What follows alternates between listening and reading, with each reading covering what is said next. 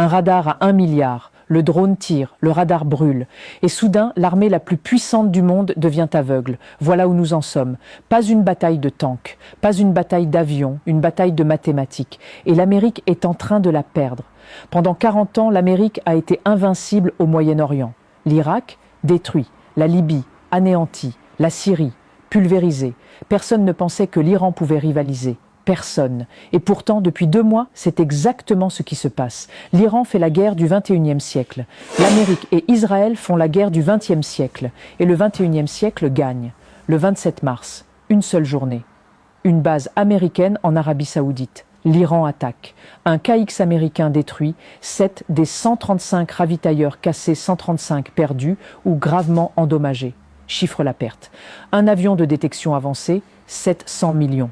3 avions KC-135, 4 milliards en une seule journée. 5 milliards de dollars évaporés en 24 heures. Et les gens dormaient en Amérique. Personne ne le sait, parce que Planet Labs a l'interdiction de publier les images. Puis la mission de sauvetage. Pas une mission pour sauver un pilote, une mission pour récupérer de l'uranium enrichi. Et voilà ce qu'il en coûte à l'Amérique quand elle essaie de voler de l'uranium à l'Iran. 2 avions HC-130 transport, 121 millions. 2 hélicoptères Black Hawk, 121 millions. 2 autres hélicoptères, 121 millions. 2 drones MQ-9 Reaper endommagés, 300 millions. 4 hélicoptères Little Bird perdus, 200 millions. Un demi-milliard en une journée. Et pourquoi? Pour rien. L'uranium est toujours en Iran. Additionné. 3 F-15E Strike Eagle perdus, un A-10 Warthog perdu, 2 MC-30, au moins 14 à 15 drones MQ-9 Reaper, 7 avions endommagés, 5 ravitailleurs KC-135, un F-16, un F-35. Et un drone MQ-4C Triton qui coûte 240 millions. 240 millions pour un drone. C'est 3 fois le prix d'un avion de combat F-35.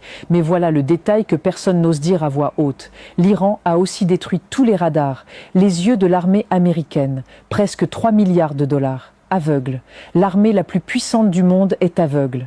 Et le symbole de tout cela, un drone Shahed iranien, coût 2000 $, le même prix qu'un iPhone. Ce drone détruit un radar de 3 milliards. Et soudain, tous les systèmes de défense aérienne, le dôme de fer israélien, les missiles Arrow américains deviennent inutiles. Sans radar, ils ne voient rien. Sans yeux, ils tirent dans le noir. Maintenant, entrons dans la vraie stratégie. L'Iran comprend une chose que l'Amérique a oubliée, la saturation. Dans les premiers jours, l'Iran lance ses vieux missiles, ses vieux drones, juste de la chair à canon. Et l'Amérique répond. Avec quoi? Avec ses armes les plus chères, avec ses missiles Arrow à 3 millions chacun, avec son David Sling à 1 million le missile, avec ses Patriot à 5 millions pièces. Et l'Iran regarde, et l'Iran compte, et l'Iran fait les mathématiques. En 16 jours, juste 16 jours, l'Amérique et Israël ont utilisé plus de 11 000 munitions. Coût total, 26 milliards de dollars. Presque tout dépensé pour intercepter des vieux missiles et des drones bon marché. Et puis les vrais missiles arrivent. Les missiles de la dernière génération, les missiles que personne ne peut arrêter. Et vous savez ce qui se passe, il n'y a plus de munitions de défense. C'est fini, le stock est vide. Et regardez l'ironie, Israël a un système de défense aérienne magnifique, Arrow, excellente technologie. Sauf qu'il a un petit problème, il ne peut pas intercepter les missiles. Il est bon pour les roquettes, bon pour les drones, mais pas pour les missiles. Et alors Israël utilise tous ses missiles de défense pour intercepter les missiles. Et au moment où les roquettes et les drones arrivent, plus rien. Le taux d'interception, 80% selon Haaretz, 90% selon le professeur Ted Postol du MIT. La réalité, 80 à 90% des missiles iraniens passent complètement, touchent les cibles. Et il n'y a rien pour les arrêter. Maintenant, regardez la disparité des coûts. Un drone Shahed iranien entre 17 000 et 50 000 $. Un missile Tomahawk américain, 2 millions. Rapport 100 pour 1. Et le drone Shahed tue. Il est plus efficace. Il est plus meurtrier. Il effectue des frappes de précision dans les hôtels de Dubaï, dans les chambres. Et vous ne pouvez pas le défendre. Pas avec un missile à 7 millions de dollars. Un missile iranien standard, 4 000 $. Un missile Patriot américain, 5 millions. Ratio, 1250 pour 1 et le missile iranien passe. Le Patriot le rate. Un intercepteur David's Sling, 1 million de dollars. Pour arrêter un missile à 4 000 $. Et le missile passe quand même. Un missile Arrow 3, 3 millions de dollars. Pour arrêter un missile à 4 000 $. 3 millions contre 4 000. Et le missile passe. C'est une guerre d'usure. Une guerre économique. Et l'Iran gagne parce que l'Iran dépense moins pour tuer que l'Amérique ne dépense pour se défendre. Une autre façon de dire, l'Amérique se suicide économiquement. Et les missiles à sous-munitions iraniennes, Qader, Khorramshahr. Ces missiles se séparent en vol. Ils larguent des dizaines de petites bombes. Et soudain, il n'y a plus rien à interception. Il y a juste du chaos, juste des cibles partout. Et c'est indéfendable. Maintenant, parlons de la défense aérienne iranienne, parce que tout le monde pensait que l'Iran n'avait pas de défense aérienne. Et puis des avions américains commencent à tomber. Un F-35, un F-15E, des drones coûteux, des rapports de perte après perte. Et soudain, l'Iran a une défense aérienne. D'où vient-elle? De la Russie, des S-300, des S-400, de la Chine, le HQ-9 et de l'Iran lui-même. Et voilà la stratégie brillante. L'Iran garde tout sous terre, les systèmes ne déploient que quand il y a une chance, quand un avion passe, quand un drone est visible, et puis, coup de tonnerre, l'avion tombe et l'Iran redescend. Sous terre, invisible. Parce qu'on a beau dire que les F-35 sont furtifs, on n'a pas besoin de radar pour les voir. Les satellites russes et chinois les voient, de haut, depuis l'espace. Et ensuite, l'Iran utilise des missiles thermoguidés, des manpads, lancés de l'épaule, parce que n'importe quel avion émet de la chaleur. Et un missile thermoguidé ne peut pas être trompé. On ne peut pas le faire croire qu'il y a un avion quelque part. Il y a un avion, il y a de la chaleur, le missile frappe.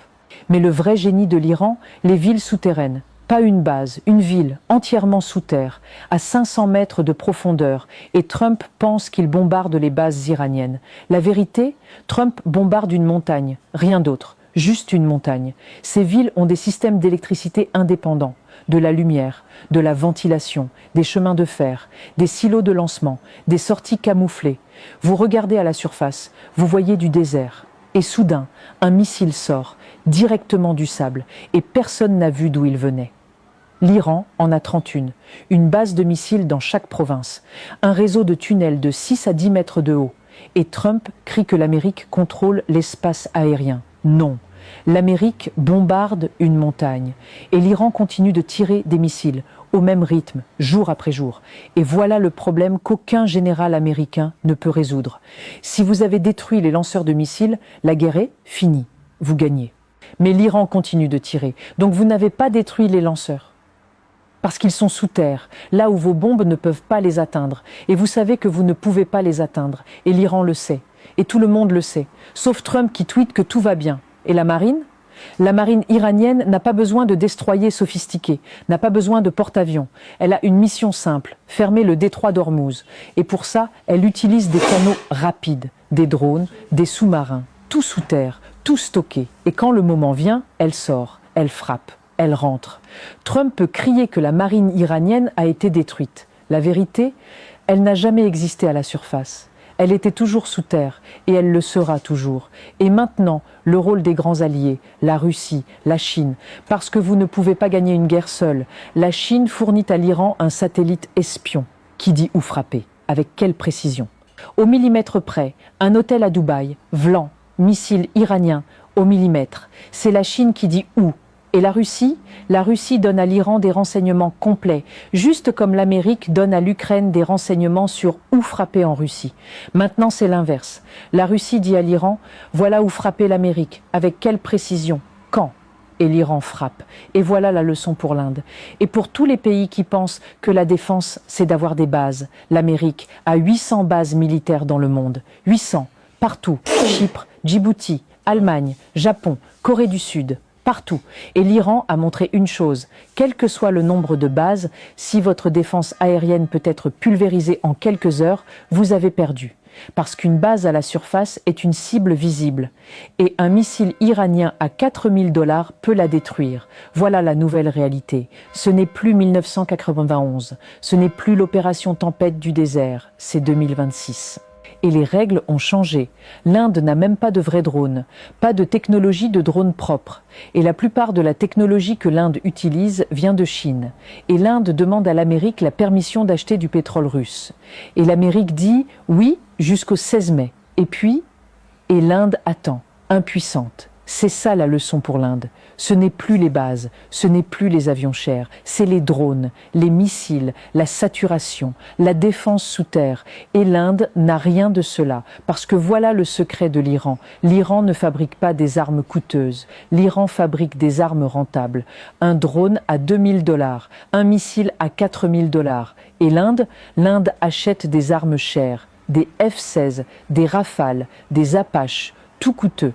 Et quand arrive le moment de la guerre d'usure, l'Inde n'a pas assez d'argent pour continuer. Et c'est fini. Le 23 avril 2026, l'Amérique a appris une leçon qu'elle ne voulait pas apprendre. La supériorité militaire ne vient plus de la technologie chère, elle vient de la saturation, de la dispersion, de la diversité et de la rentabilité. Un drone à 2000 $, un radar à 1 milliard. Le drone gagne et l'Amérique est en train de perdre.